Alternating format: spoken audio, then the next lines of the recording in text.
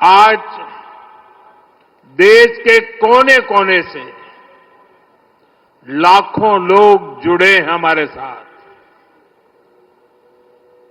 उन सबको भी मेरी तरफ से जय सोमनाथ। साथियों, ये समय अद्भुत है, ये वातावरण अद्भुत है, ये उत्सव अद्भुत है। एक और स्वयं देवादिदेव महादेव, दूसरी ओर समुद्र की विशाल लहरें, सूर्य की किरणें, मंत्रों की ये गूंज, आस्था का ये उफान, और इस दिव्य वातावरण में भगवान सोमनाथ के आप सब भक्तों की उपस्थिति, ये इस अवसर को दिव्य बना रही है, भव्य बना रही है। और मैं इसे अपना बहुत बड़ा सौभाग्य मानता हूं कि सोमनाथ मंदिर ट्रस्ट के अध्यक्ष के रूप में मुझे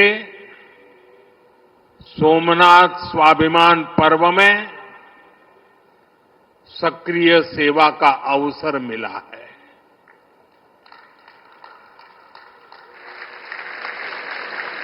ये पीछे से कुछ और आवाज चल रही है भाई, इसे बंद किया जाए।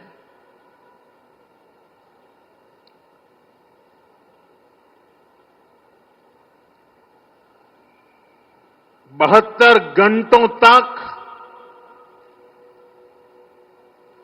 अनवरत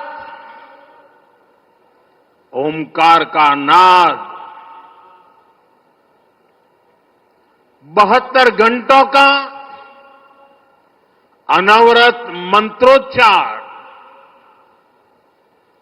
और मैंने देखा कल शाम को 1000 ड्रोन्स द्वारा वैदिक गुरुकुलों के 1000 विद्यार्थियों की उपस्थिति, सोमनाथ के 1000 वर्षों की गाथा का प्रदर्शन, और आज 108 अश्वों के साथ मंदिर तक शौर्य यात्रा, मंत्रों और भजनों की अद्भुत प्रस्तुति, सब कुछ मंत्र मुग्ध कर देने वाला है। इस अनुभूति को शब्द अभिव्यक्त नहीं कर सकते, इसे केवल समय ही संकलित कर सकता है। इस आयोजन में गर्व है, गरिमा है, गौरव है, और इसमें गरिमा का ज्ञान भी है।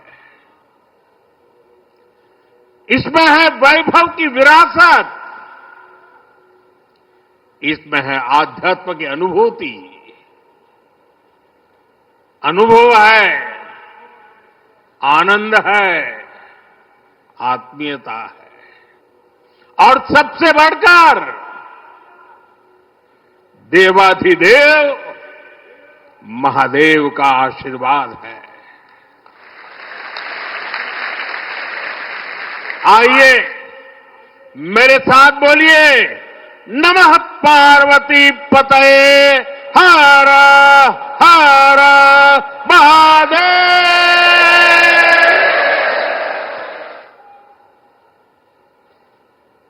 साथियों, आज जब मैं आपसे बात कर रहा हूं तो मन में बार बार ये प्रश्न आ रहा है कि ठीक 1000 साल पहले ठीक इसी जगह पर जहां आप बैठे हैं, क्या माहौल रहा होगा। आप जो यहां उपस्थित हैं, उनके पुरखों ने, आपके पुरखों ने, हमारे पुरखों ने जान की बाजी लगा दी थी। अपनी आस्था के लिए, अपने विश्वास के लिए, अपने महादेव के लिए उन्होंने अपना सब कुछ न्योछावर कर दिया।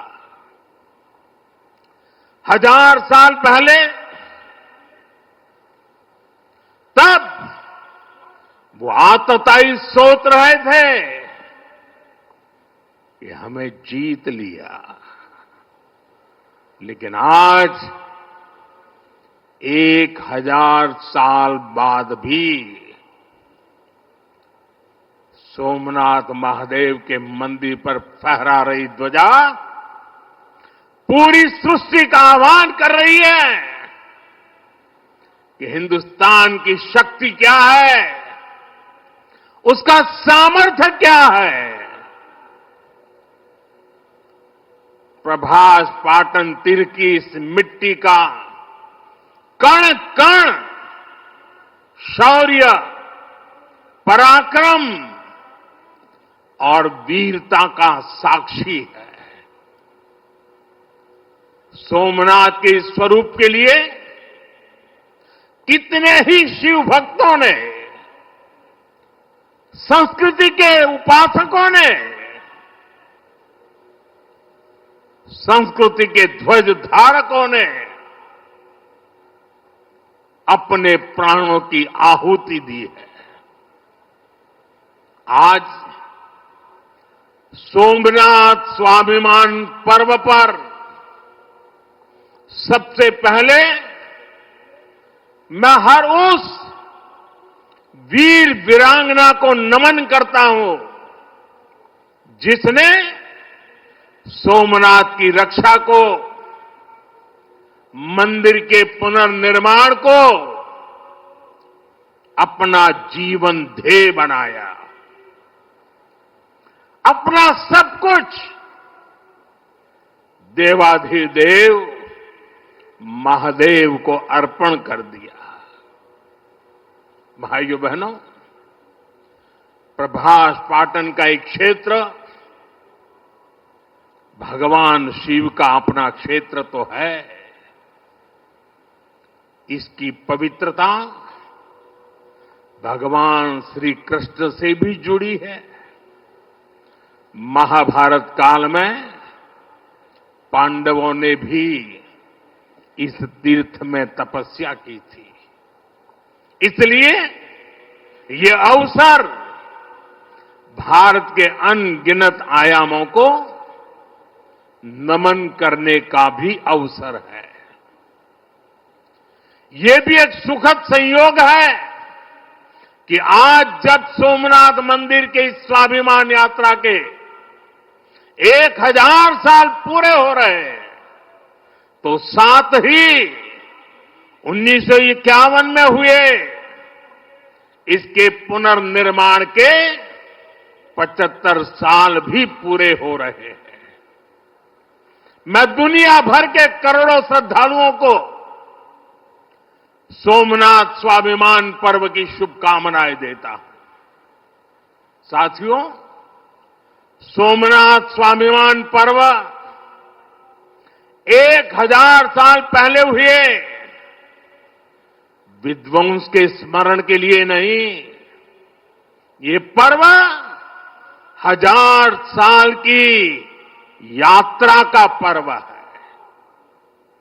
साथ ही ये हमारे भारत के अस्तित्व और अभिमान का पर्व है, क्योंकि हमें हर कदम पर, हर मुकाम पर सोमनाथ और भारत में अनोखी समानताएं दिखती है। जैसे सोमनाथ को नष्ट करने के एक नहीं अनेकों प्रयास हुए, दुष्प्रयास हुए, उसी तरह विदेशी आक्रांताओं द्वारा कई सदियों तक भारत को खत्म करने की लगातार कोशिशें होती रही, लेकिन न सोमनाथ नष्ट हुआ और न ही भारत नष्ट हुआ, क्योंकि भारत और भारत की आस्था के केंद्र एक दूसरे में समाये हुए हैं। साथियों, आप उस इतिहास के बारे में कल्पना करिए। आज से 1000 साल पहले सन 1026 में सबसे पहले गजनी ने सोमनाथ मंदिर को तोड़ा। उसे लगा उसने सोमनाथ का वजूद मिटा दिया, लेकिन कुछ वर्षों के भीतर भीतर सोमनाथ का पुनर्निर्माण हो चुका था। 12वीं शताब्दी में राजा कुमारपाल ने मंदिर का भव्य जीर्णोद्धार करा दिया था, लेकिन 13वीं शताब्दी के अंत में अलाउद्दीन खिलजी ने सोमनाथ पर फिर आक्रमण का दुस्साहस कर दिया। कहते हैं जालोर के रावल ने खिमजी सेनाओं से जमकर लोहा लिया। इसके बाद 14वीं शताब्दी की शुरुआत में जूनागढ़ के राजा द्वारा फिर से सोमनाथ की प्रतिष्ठा संपन्न कर दी गई। 14वीं शताब्दी के आखिरी वर्षों में मुजफ्फर खान ने सोमनाथ पर फिर हमला किया। वो हमला भी नाकाम रहा। 15वीं शताब्दी में सुल्तान अहमद शाह ने सोमनाथ मंदिर को दूषित करने की कोशिश की और इसी शताब्दी में उसके पोते सुल्तान महमूद बेगड़ा ने सोमनाथ पर आक्रमण कर मंदिर को मस्जिद बनाने की कोशिश की, लेकिन महादेव के भक्तों के प्रयासों से मंदिर पुनः जीवंत हो उठा। 17वीं 18वीं शताब्दी में औरंगजेब का दौर आया। उसने सोमनाथ मंदिर को अपवित्र किया, सोमनाथ को फिर मस्जिद बनाने की कोशिश की। उसके बाद भी अहल्याबाई होलकर ने नए मंदिर की स्थापना कर सोमनाथ को एक बार फिर साकार कर दिया।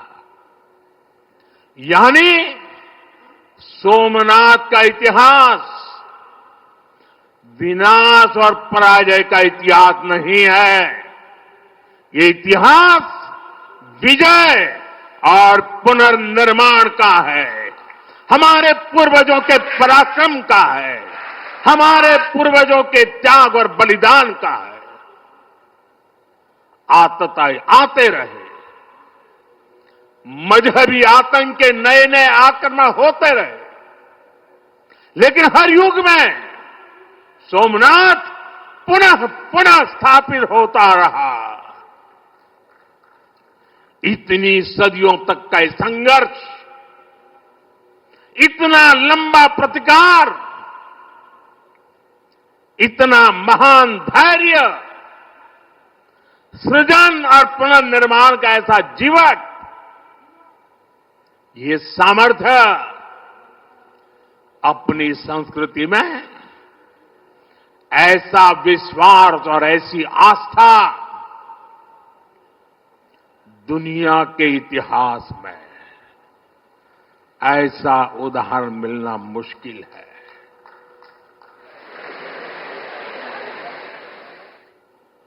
जरा मैंने जवाब आपजो वेला આપણે આપણા પૂર્વજોના પરાક્રમનું પુણ્ય સ્મરણ કરવું જોઈએ કે ના કરવું જોઈએ? આપણા પૂર્વજોએ કરેલા પરાક્રમમાંથી પ્રેરણા લેવી જોઈએ કે નહીં લેવી જોઈએ? એવો કોઈ દીકરો હોય, એવા કોઈ સંતાન હોય કે જે પોતાના પૂર્વજોને ભૂલવા માટેના નાટક કરે? भाइयों बहनों, जब गजनी से लेकर औरंगजेब तक तमाम आक्रांता सोमनाथ पर हमला कर रहे थे तो उन्हें लग रहा था कि उनकी तलवार सनातन सोमनाथ को जीत रही है।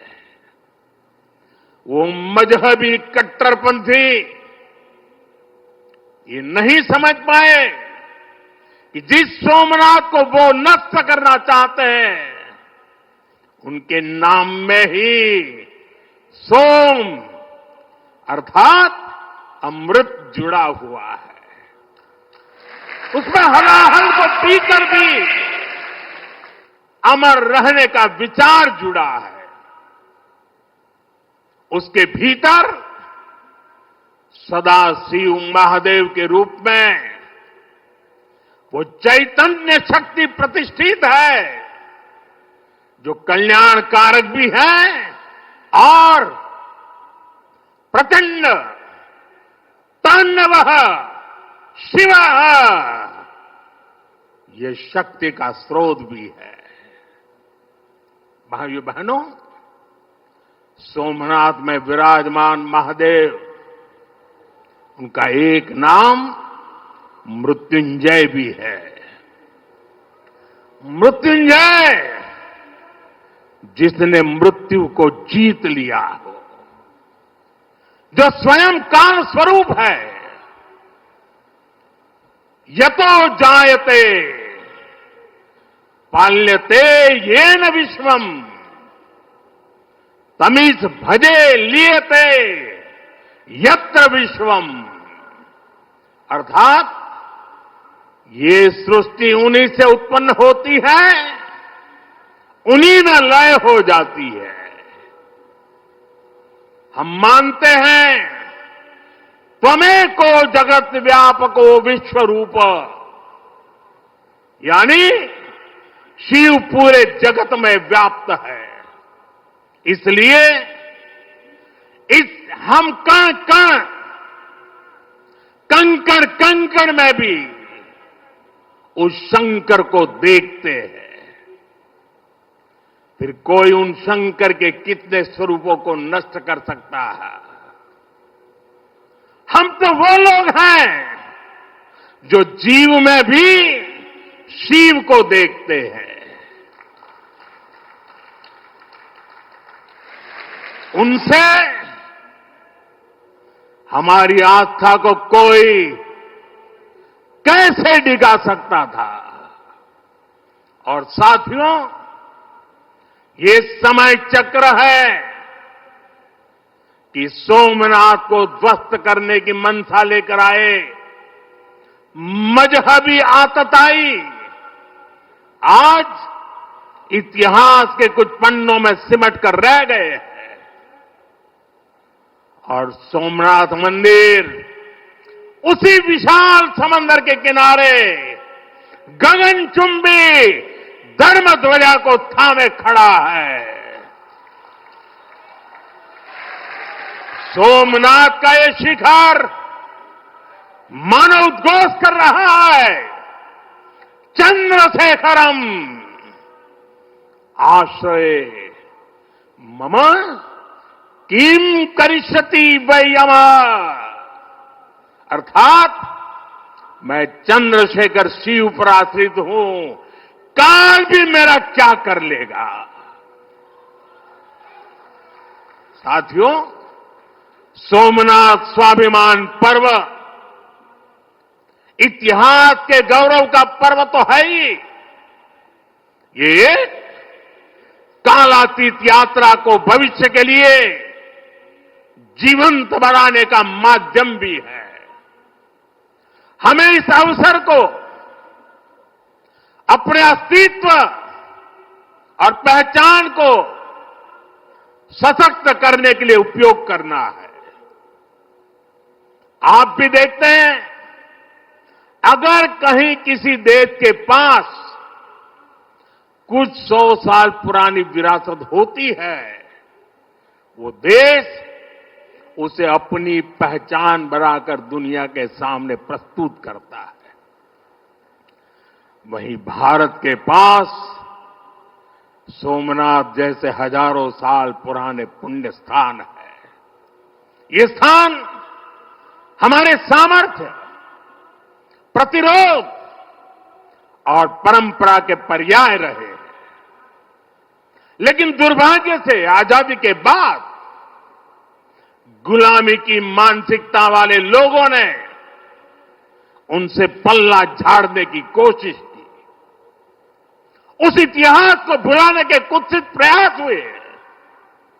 हम जानते हैं, सोमनाथ की रक्षा के लिए देश ने कैसे कैसे बलिदान दिए थे। रावल कन्नड़दे जैसे शासकों के प्रयास, वीर हमीर जी गोहिल का पराक्रम, बेगड़ा भील का शौर्य, ऐसे कितने ही नायकों का इतिहास सोमनाथ मंदिर से जुड़ा है। लेकिन दुर्भाग्य से इन्हें कभी उतना महत्व नहीं दिया गया, बल्कि आक्रमण के इतिहास को भी कुछ इतिहासकारों और राजनेताओं द्वारा व्हाइट वॉश करने की कोशिश की गई। मजहबी उन्माद की मानसिकता को केवल साधारण लूट बताकर ढंकने के लिए किताबें लिखी गई। सोमनाथ मंदिर एक बार नहीं, बार बार तोड़ा गया।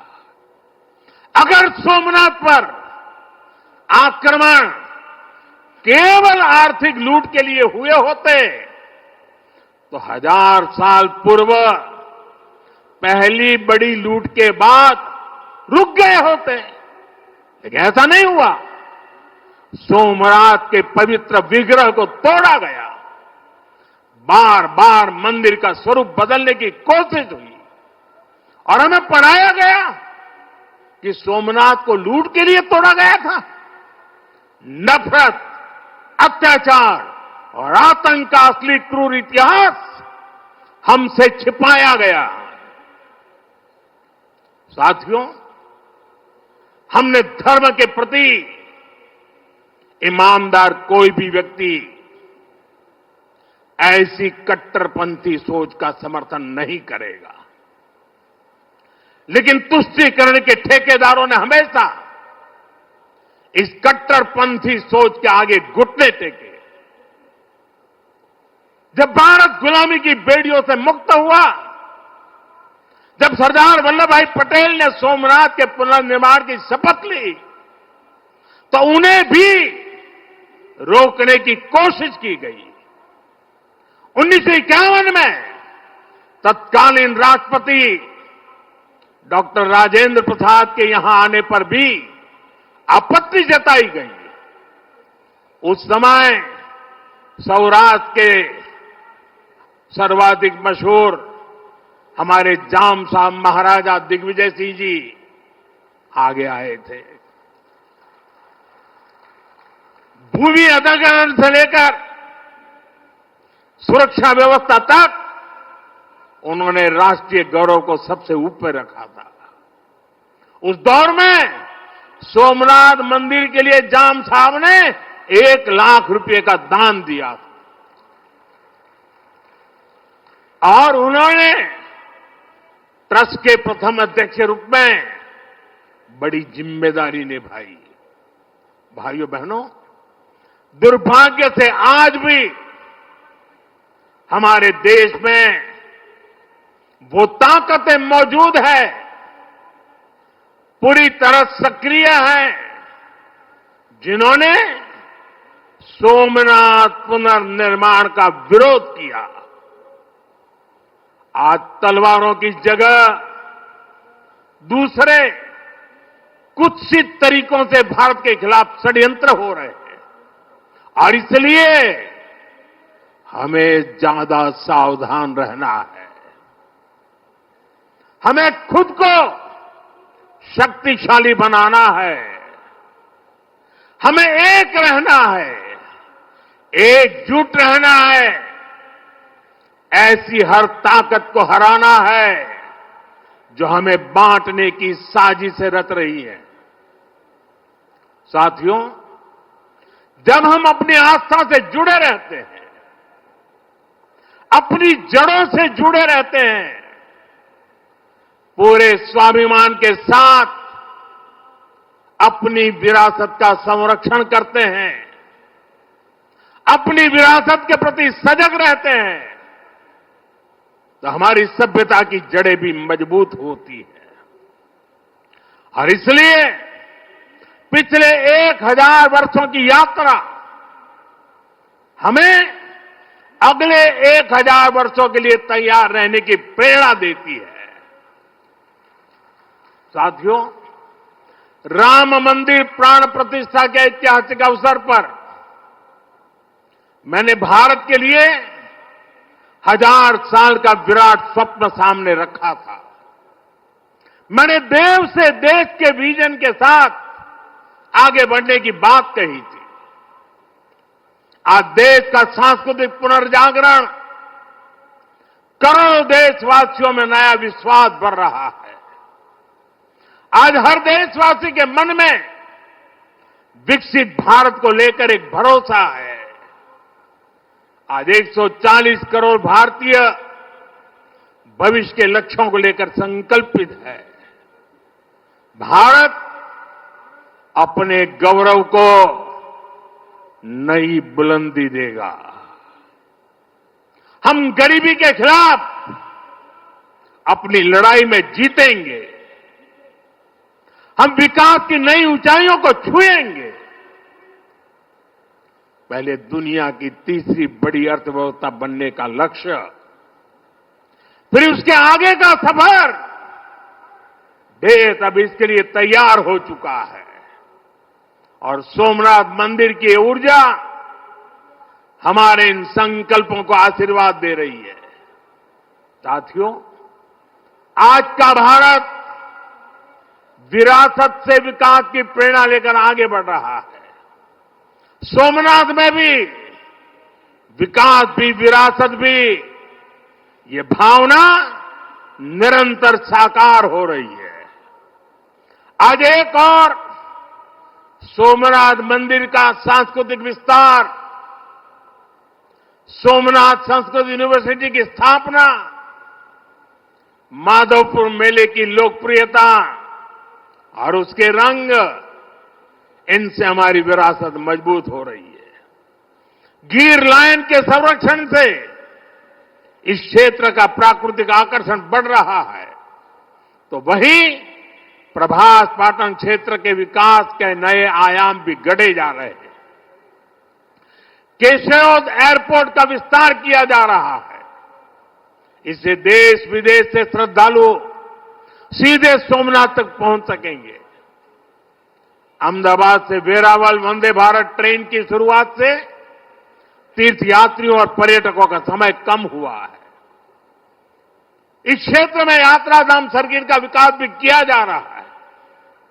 यानी आज का भारत आस्था को स्मरण करने के साथ ही इंफ्रास्ट्रक्चर, कनेक्टिविटी और टेक्नोलॉजी के जरिए उसे भविष्य के लिए सशक्त भी कर रहा है।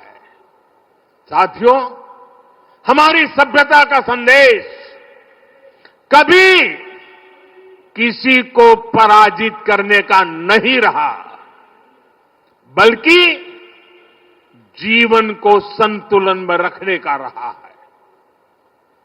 हमारे यहां आस्था की राह हमें घृणा की तरफ नहीं ले जाती। हमारे यहां शक्ति हमें विनाश करने का अहंकार नहीं देती। सोमनाथ जैसे तीर्थ ने हमें सिखाया है कि सृजन का मार्ग लंबा होता है, लेकिन वही स्थायी होता है, चिरंजीव होता है। तलवार की नोक पर कभी दिलों को नहीं जीता जा सकता। जो सभ्यताएं दूसरों को मिटाकर आगे बढ़ना चाहती हैं, वे स्वयं समय में खो जाती है। इसलिए भारत ने दुनिया को ये नहीं सिखाया कि दूसरे को हराकर कैसे जीता जाए, बल्कि ये सिखाया कि कैसे दिलों को जीतकर जिया जाए। ये विचार आज दुनिया की जरूरत है। सोमनाथ की 1000 वर्षों की गाथा पूरी मानवता को सीख दे रही है। इसलिए आइए हम संकल्प करें, हम विकास की ओर आगे बढ़ें, कदम से कदम मिलाकर चले, कंधे से कंधा मिलाकर चले, मन से मन को जोड़कर चले।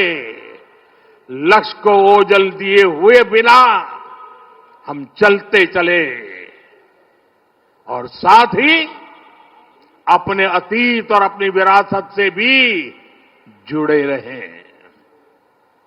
हम आधुनिकता को अपनाते हुए अपनी चेतना को संभाले रखें। आइए सोमनाथ स्वाभिमान पर्व जैसे आयोजनों से प्रेरणा लेते हुए विकसित होने के मार्ग पर तेजी से चले। हर चुनौती को पार करते हुए हम अपने लक्ष्य तक पहुंचे। और ये कार्यक्रम आज तो शुरू हो रहा है।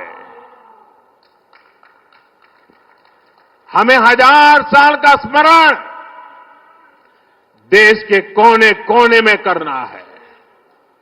दुनिया को हमारी विरासत का परिचय करवाना है। हमें 75 साल का ये नया पर्व भी मनाना है और हम 2027 मई तक इसको मनाते रहें, जन जन को जगाते रहें। जगा हुआ देश सपनों को साकार करने के लिए चलता रहे। इसी कामना के साथ एक बार फिर समस्त देशवासियों को मैं बहुत बहुत शुभकामनाएं देता हूं। हर हर महादेव। जय सोमनाथ, जय सोमनाथ, जय सोमनाथ। ಟಿವಿ ವಿಕ್ರಮ, ದೇಶ ನಿಮ್ಮ ಕೈಯಲ್ಲಿ.